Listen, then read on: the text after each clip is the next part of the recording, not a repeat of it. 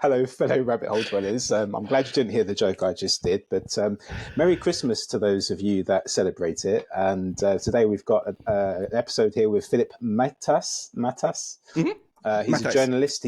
Mattheis, thank you. He spent a lot of time in China. He's done a lot of articles within the economics of that region. So it was a really good, inspiring conversation with him. And he offered up a couple of different opinions that differ from some of the popular ones in relation to economics. And I took that as a valuable insight. Joel, what did you get from it? I think it was a very good episode. One of those, again, where it feels a bit all over the place, but we just covered a lot of ground. And, a lot of, I think the talking points where a lot of people sort of realize the same thing. Like, for example, how is a CBDC different than, if we get flashed by speeding too fast or something like this? And how will it implement to the modern world and into stuff like Apple Pay, Google Pay, and these things, and cash. So pretty cool. Really a lot of interesting thoughts as well. And I think a good episode to listen halfway drunk on the couch after Christmas, or just with a big belly because you ate too much. So have fun, guys. Right. So stay merry, guys. Yeah, and stay curious.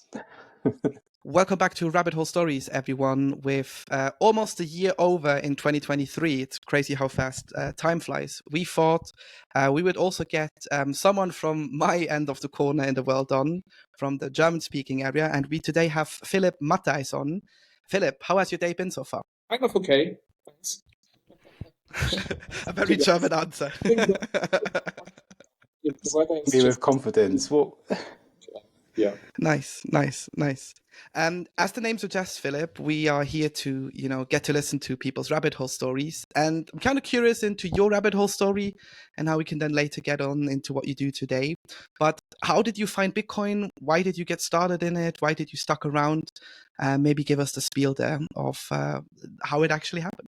I think it was around 2013 or 14ish. So like Bitcoin appeared in the news back then. For me, the first time. That's where I think it was a small hype. I think back then it went I think from I don't know $20 to like 200 or something. And you had the first media headlines on, well, what is this cryptocurrency, blah blah. And for me, I had two strings that brought me to Bitcoin. One was I was living in Shanghai back then in China. I was a correspondent for the German Business Week, and so I had to deal a little bit more with like business stuff. And one thing was that I was doing another story about capital controls in China because they're pretty strict there. So I think it's still like 50,000 US.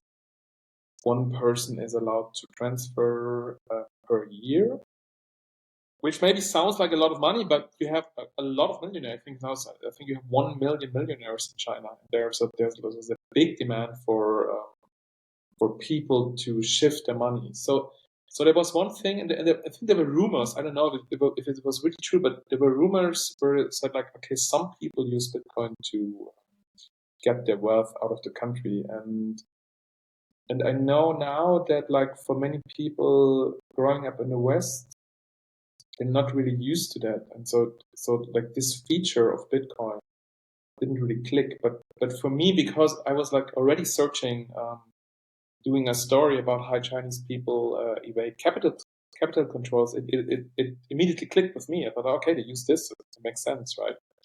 So this was, I think, a kind of important thing that for me personally to understand the use case of Bitcoin. And the second thing was, it's more a personal story. I still have a very old, not very old friend, but he's my age, but he's living in Bangkok for more than 20 years, and he's a kind of like a funny life story. So he was always interested in kung fu, and he had his kung fu master in Malaysia. So he moved to Malaysia because he wanted to do kung fu. And then there was like early 2000, right? And then he met some guys who were selling like fake skateboard stuff, like Etsy and these Etnies and this stuff on eBay, which was still possible back then. Like now, I think you get immediately sued by the companies, but back then it was possible. And they said like, hey, you have to go to Thailand because it's easier there, blah blah blah. So he moved to Thailand and did this for a while, made some good money. So, but the reason why I tell this, because I think it was very interesting, because this guy was like really always thinking outside the box, and he hang out with a lot of people who were thinking outside the box. And he got in touch with Bitcoin, I think, in 2012 or 2011. He's a millionaire now. But like when I met him, he like told me about Bitcoin, and we were like, it was like 2013 in Bangkok. We were talking about Bitcoin. He said like, yeah, I have some friends who like bought, I don't know, a couple of hundreds, and I just liquidated my life insurance and put it all into Bitcoin, which was back then like, I don't know, 20,000 euro. And I thought like, dude, man, you're fucking insane. That's like crazy. And this guy never bought a stock. He didn't know what an ETF was. He had no clue about financial stuff. He was just like thinking outside the box and hanging out with a lot of people who were like him. And for him, this gamble like completely worked out.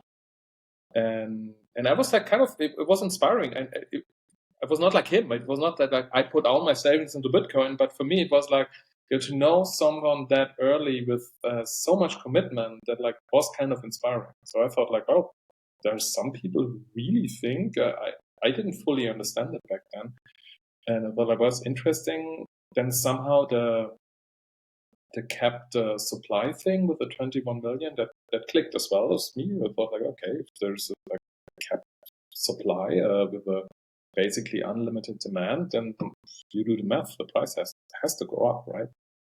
So and then when it comes to skin in the game, I mean, I invested a little bit, and that worked out for me very well, and I think. But the point is more like to have skin in the game. I think once you invest something and then you're really emotionally involved with an asset, then you suddenly shift your attention and your energy more towards it. And then actually it's interesting for me, like then 2017, 18 hype happened where Bitcoin like touched across 10,000 and 18,000. And I sold, unfortunately, like many people did the same mistake. I sold most of it, it was a nice profit, but like, it was not that like I'm a millionaire or something. And of course, I'm biting my ass now that I didn't hold it longer. But then it crashed again in 2018, and that actually was the point for me when I was like, what the fuck is this? Like, what's going on? And it was also this time where the Bitcoin scene, the Bitcoin media started to really flourish. I think the What Bitcoin Did podcast started back then, and I was listening to this from the very first episodes, and I thought, okay, there are more people who like actually lost a shitload of money. I remember like Peter McCormack's tweet, like he was it was pinned to his Twitter, where he told the story how he lost $300,000 just because he didn't sell it early enough, and was gambling in shitcoins. But anyway, like I that was actually, I think, late 2017, early 2018 was for me where it really clicked. I thought, oh, this is actually amazing and has the potential to really change something in the financial system. So long answer to your short question, but yeah, that was my way to the rabbit hole.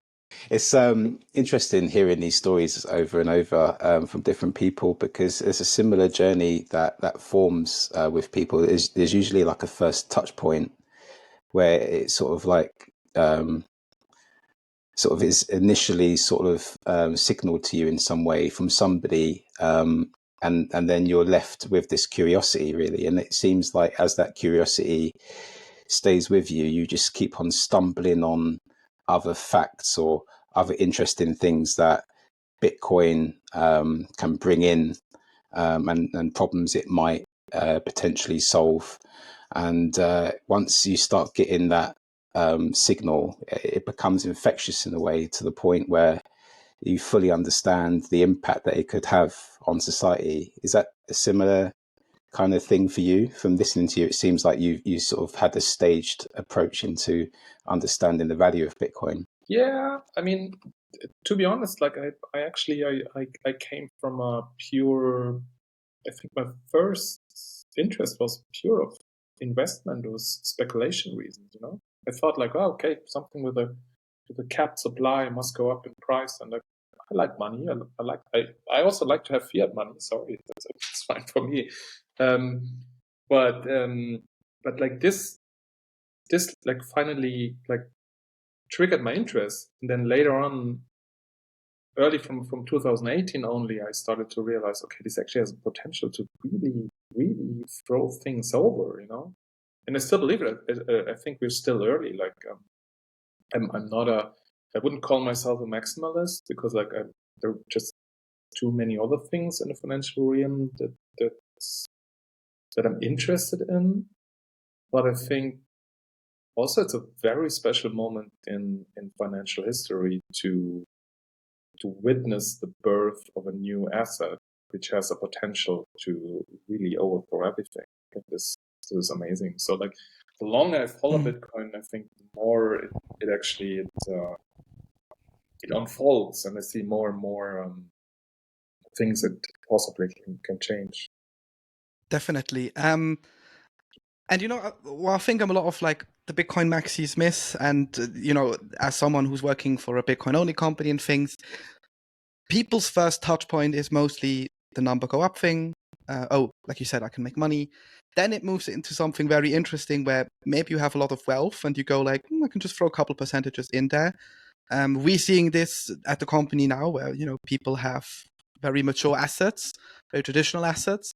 I'm not going to name them because I need to wait until the press release is out. So otherwise I get a kick in the ass tomorrow on Slack. But you see these different phases where people go speculative. I'll put something aside. Maybe I'll put more aside than what other people would do, but I think it has to be a balance for it to be a viable option, right? And as you said, in Asia, it really was a flight to safety for people. And to kind of bridge that gap, because most of your time or your work is focused on Asia, and specifically how these different economical principles and like how society is shaped around there. And I was always curious, if we have someone on who has a lot of knowledge in this, how bad is the social credit system in China really? Because you often read these horror stories and I go, I can see it in a city, but people on the farming side of like the more farm life outside of these cities, surely there must be some diversion between these things. First, it's not as easy to answer this question as you might think, because I mean, China is a very centralized system. That's true, but then again, you have many different developments going on in the provinces, and sometimes it's really hard to see one direction. Sometimes you have developments that really contradict each other in different provinces.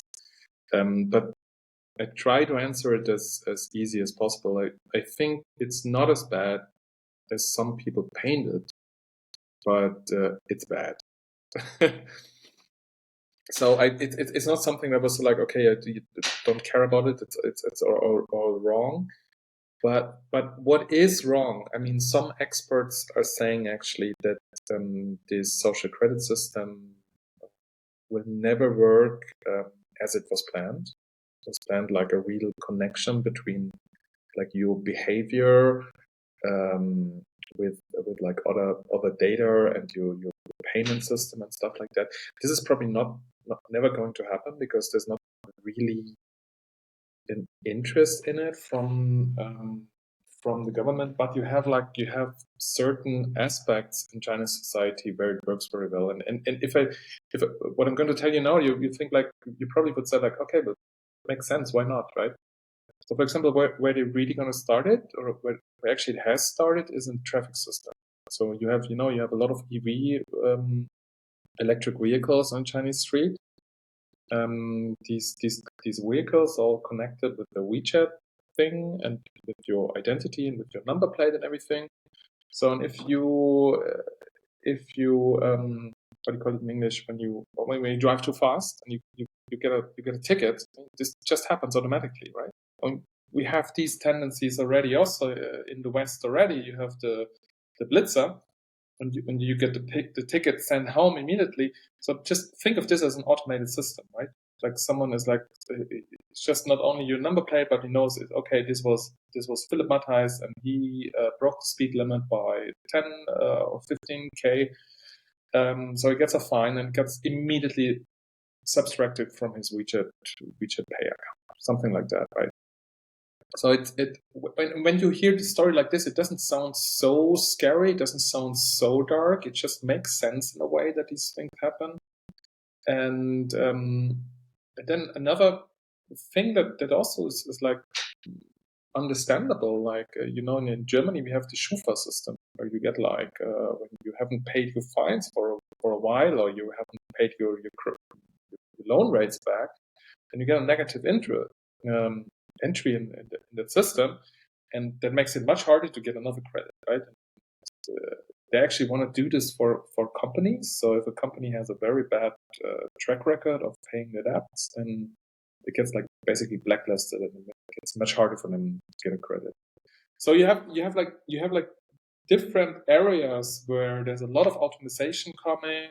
There's a lot of digitalization coming. What is most likely, and if I say this, I mean like 98% probability, what is not going to happen is a combination of all these different areas into one system. I mean, this is I think is a real like a dark, more like a dark fantasy people have in the West. I think it's not bad to to sometimes paint this Black Mirror version of it in order to warn people and make them a little bit more sensitive. But you also have to keep in mind this is not really what's happening in China. I mean, there are a lot of bad things happening, and also if you take a look at Xinjiang, where they have these facial recognition cameras for the Uyghurs and all this stuff. So there are a lot of bad things happen, but probably it will never be integrated into one system, and thus the Black Mirror fantasy people have is most likely exaggerated. It's valuable, and thank you for your insights and perspectives, because you were out there and you've seen it firsthand. But you often do get sort of like this demonized view of the East, and some of that might be gilded by the propaganda of the West and the way that we view economic systems globally. And you do hear the sort of comparisons being drawn, or people using the narratives of social credit scores and how that ties into CBDCs.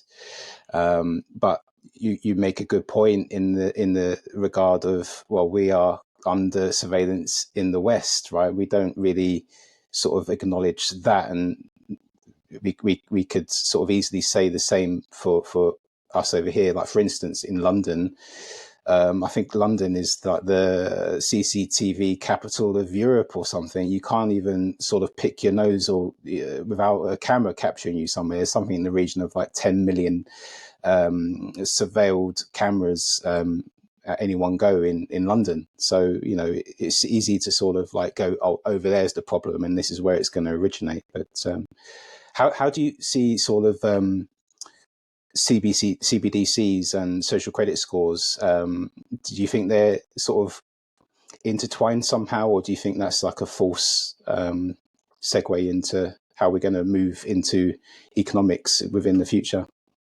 It's a good question, and I would answer in a similar way. I think it's very good to be aware of the danger and to warn people and to explain what could happen with that invention.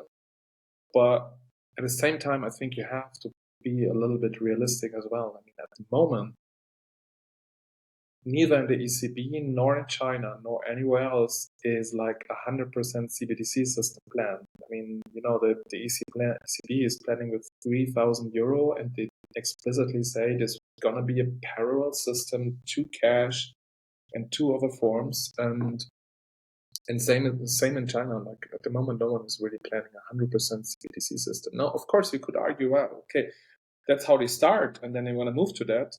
Yes, there's a danger, and I think people should be aware of it. And I think also it's a good thing to have a stronger public debate about it. What could happen? I think that's really that's something you always could appreciate. But on the other hand, there are no like clear signs that there's a full CBDC system coming, which also is connected to a social credit system. This is just not on the table in any country at the moment. How do you see WeChat being sort of factored into this discussion? Because I know WeChat is like a platform where people can sort of make payments to each other, right? Is it necessary to even have a CBDC when people are already on this platform? I think that's the best question. Yeah,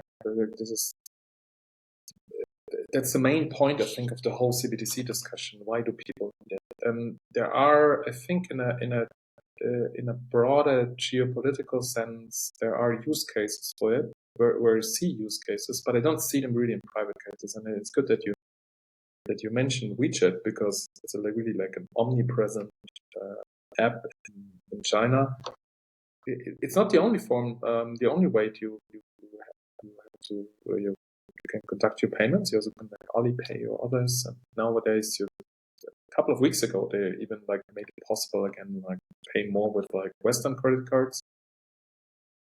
And you still can pay with cash. Like there's also no there's nothing planned to abolish cash completely. I mean, people look at you a little bit strange now when you pay with cash, but this can happen to you in the West as well, right? But I think that the whole CBDC discussion becomes like sometimes a little bit clearer when you think of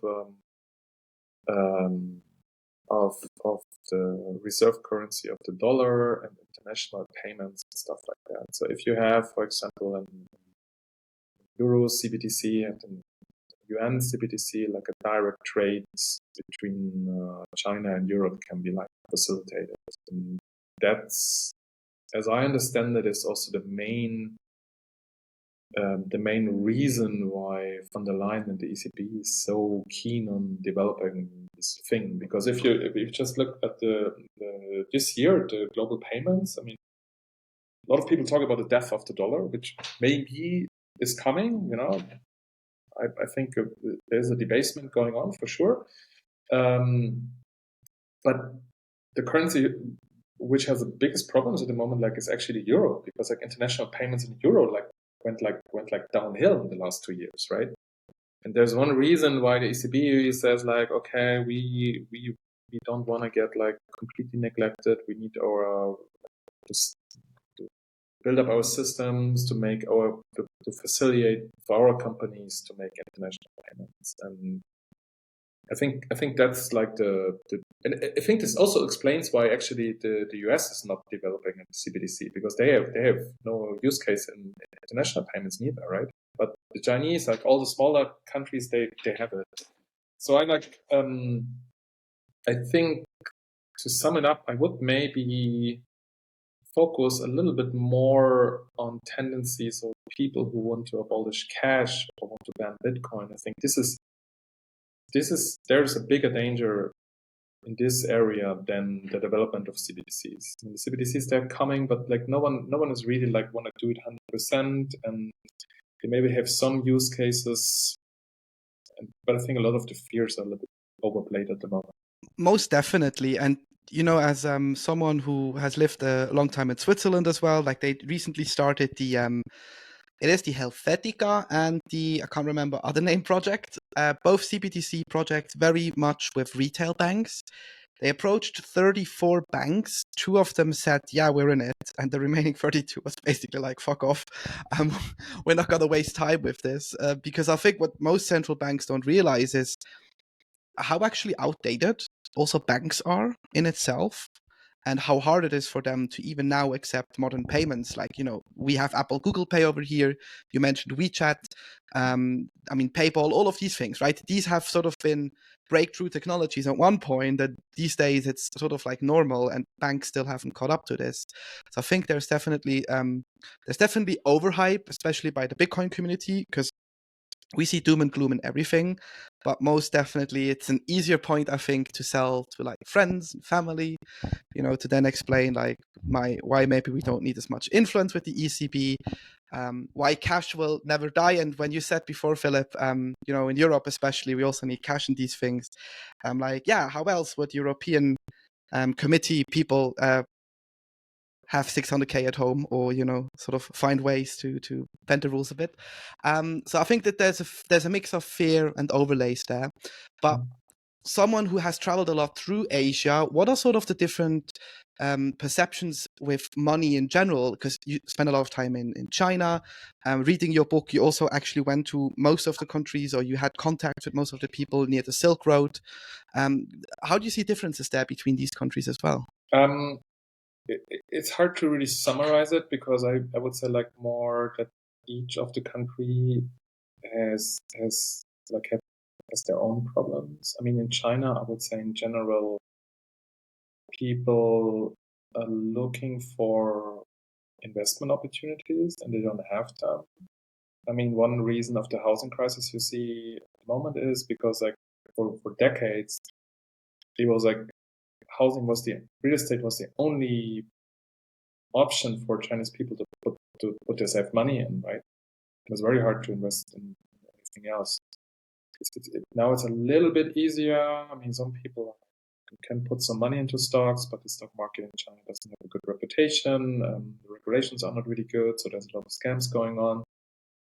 You can buy gold now, but I think also in a collective memory, this is not so safe, because gold was confiscated a long time.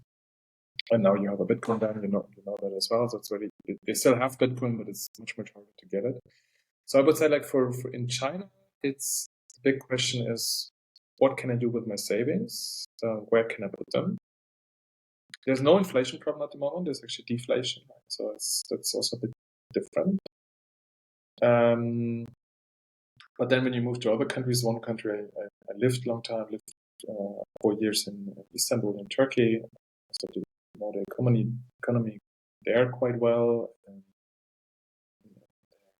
Turkey is just inflation and incredible debasement of the currency. So people just like really desperately look for something to preserve their value.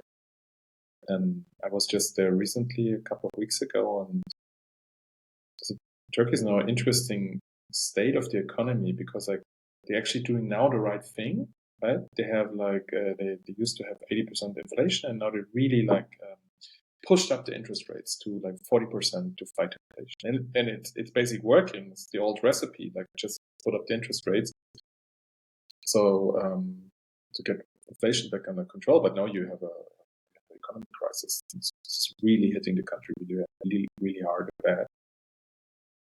And and then there are other things where, of course, like when you travel a lot, it becomes like very obvious to you how important it is to transfer money to other countries, right? And, this may disappoint some of your listeners, but I see it as a good sign, because I'm always like surprised of how few people know Bitcoin. So, for example, I was just in Indonesia, and I had to transfer a couple of €100 to a translator and a driver, and they didn't have PayPal, and I asked him like 3 or 4 times, like they asked me to do it via the app Wise, WISE, and I said I didn't have Wise, so I had it on my phone, but it was connected to an old phone number, so I could not use it. I said, like, hey, do you have any other options? And I always do that, like whenever I have this situation, I was like, do you have Bitcoin? Because I can send you Bitcoin. And they didn't have it. They said like, no way. I said, do you want to try it? No, thanks. And this happened to me many third world countries. So usually, when I do research, of course I need a translator, or sometimes I need a driver, and so I have to like pay them somehow. And, I always ask them, can I pay you Bitcoin? And most of the time, the answer is no. And sometimes they're interested, and when they're interested, and I tell them about it, and then it clicks. I think it clicks much faster with people in these countries than in the West, because they understand the use cases much better, much quicker. But on the other hand, you have to say like no, it's not that like everybody in emerging economies is using Bitcoin because they're they're fed up with the fiat system. It's not like this. Like most people just like never really, like in the West, they don't think so much about the money system. And I think it kind of leads into the next topics very nicely. So it's a good transition there. We see this in the Bitcoin-centric media a lot. Just clickbaity stuff like, I don't know, a crypto wallet, or a bank now accepts crypto custody solutions. So it becomes bank now accepts Bitcoin custody solutions. Like, yeah, Bitcoin may be like the biggest driver of them all because like the most established, for banks especially important, biggest market cap and all these things. But they still want to get Ethereum and all of these other coins in because that's how banks make money, right? By charging a lot of fees. And you kind of get this weird narrative mediascape in our little bubble where you sometimes think like, it just doesn't add to the fact that we want to help people. I think your example is one many people have had. Cards not working, cash is not working, you don't have the right things. You ask if Bitcoin is an option, but they don't want to go there. But if they then, I just imagine if they look at us and they go like, well, these guys claim, for example, that Bloomberg said Bitcoin's going to 500K. If you actually read the article, it just quoted some of the crazy guys on Twitter. So like, okay, good job, everyone, of actually reporting on the truth, like reporting what's going on. But for you as someone who's also working in the media industry, and as I would say as a Bitcoiner, how has that life been like? Because for a lot of us, it's frustrating. You see these articles, you want to help out, you can't. Are you sort of, if you meet fellow journalists, the Bitcoin guy, or how is your life there compared to, if you probably go onto a Bitcoin podcast or something? It's frustrating for me as well because like I'm for some maybe the Bitcoin guy. I'm the only one, but like there are very few, I would say, dedicated Bitcoiners in the traditional media. I mean, you probably all know Ijoma Mangold. Like he, I think, did a big service to the Bitcoin community by like bringing the topic into the feuilleton and the high culture scene.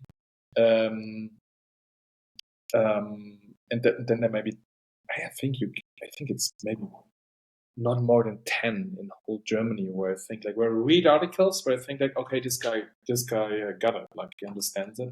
And then of course you always don't have to forget, like if you, for example, write for the Süddeutsche Zeitung, which is the readership is 50 plus and mostly, I don't know, left green voters, and I mean, it's getting better, but no one wants an article that said like, "Hey, Bitcoin is super interesting next year because it might go up to 500K." You don't want this in your newspaper for good reasons, right? Because you don't want to push any assets, and you don't want to have like crazy things there.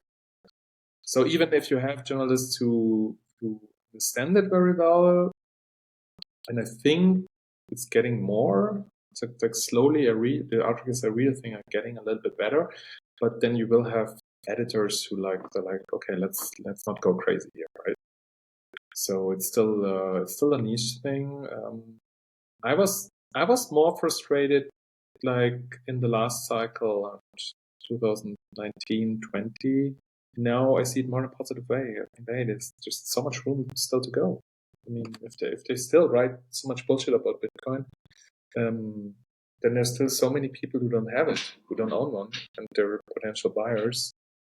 And this may like contradict some of the maximalist narratives, but at the moment I see a much bigger chance that like Bitcoin gets fully adopted by Wall Street, and from Wall Street it gets from there it like gets to the rest of the world, right? I mean, you can debate whether this is a good thing or a bad thing. I mean, there comes a lot of like bad things with it as well. But at the moment, I would say like this is the way Bitcoin is spreading at the moment. It's not going from a grassroots level. This happens as well, and I think this is very, very important and valuable that Bitcoin is spread on the grassroots level. But my impression is like the big adoption is now coming from the big money guys. Do you think that's going to? Do you think the Bitcoin ETF with the likes of BlackRock and Vanguard are going to be like the trigger for that type of adoption, or do you think it's going to be, or do you think it's going to play out in some other way with that theory? I think it will be a huge trigger because like just because the regulation will that make easier or possible for big investment funds to invest in Bitcoin, right? And I think a lot of people in like the high finance they know very well what's wrong in the money system, right? But like they just want to play it as good as they can and as long as they can. But they know what's wrong with it. And they know that like scarce assets gonna go up in value in the long term. So I think this will be a catalyst for Bitcoin price, or at the moment you can argue it's maybe front run already. It could be like a buy the rumors, sell the news to win, but let's see. But I think in the long term, I think more money will come into Bitcoin with this ETF. But on the other hand, I mean, you see it in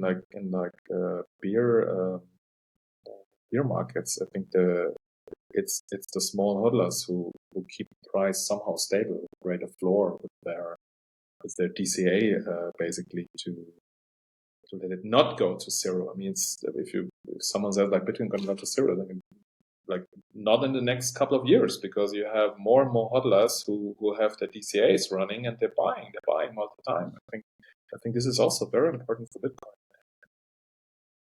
And yeah, and then I think it's also this.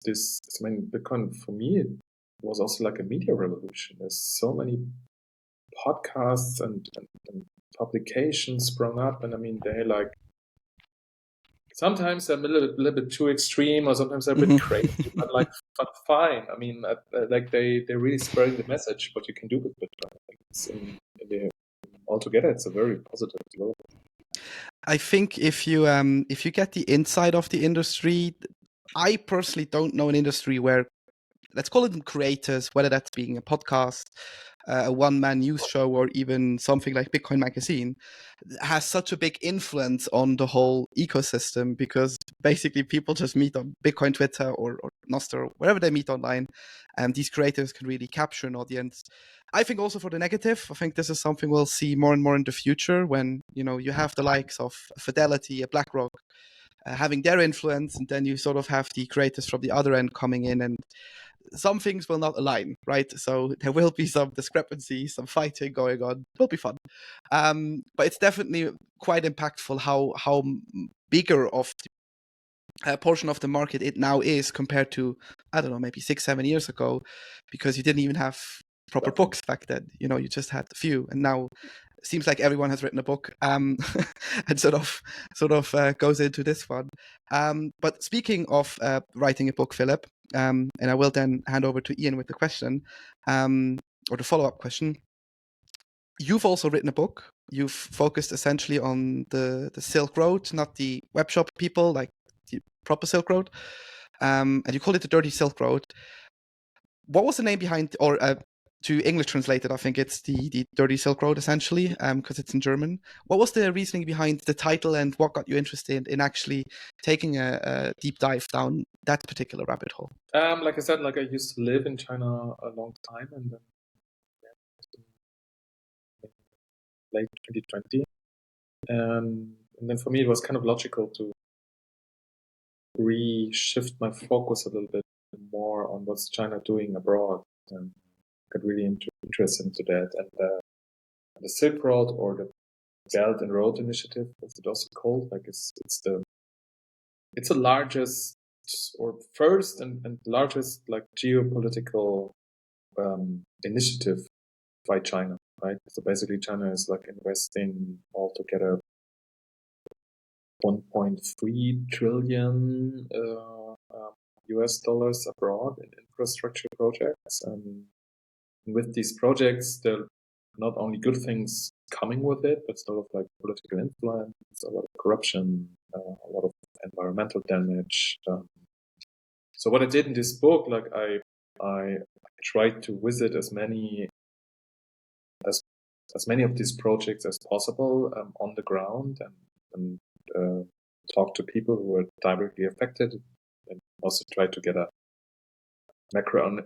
better macroeconomic understanding of the country and why it has accepted these Chinese loans and what the money did with it. And I would have to say, like, it's not all black or white. There are also like a few good examples. But I think in general, what you can say is that it was mostly very badly planned, and for the people directly affected by the project, it was most of the time it was not a good thing. So it was a lot of like I said, environmental damage. Sometimes, usually it's about like big railroads, railroad stations, pipelines, ports, streets, and all stuff like that. Most of the time, they're like really not catered to the needs of the local population, but maybe have some macroeconomic advantage for the country, which then again is only like only the elite profits by it. So that's why it's called basically it's a dirty Silk Road. On top of that, I mean, it comes along a lot of political influence. China is using these projects to expand its political ideology and power along this Silk Road.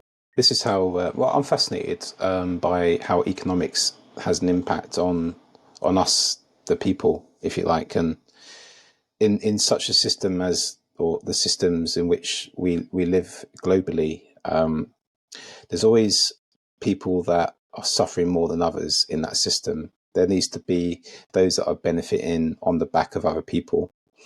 And, my mind's going towards Alex Gladstein's work about the IMF and how essentially they operate with these dirty loans, and how the function is dependent on the oppression of other people. And I don't know if you've got any sort of opinions about that, or insight or perspectives that you want to also sort of throw in to the mix here. Yes and no. I read Gladstein's work, and I would, not that I really would disagree with what he said, but I just like have just a very different perspective. I mean, but like with my fascination of Bitcoin, I still would call myself like a classical liberal when it comes to economy. I think free markets are good. At the end, I think they serve everyone, and I also believe in capitalism and the market economy.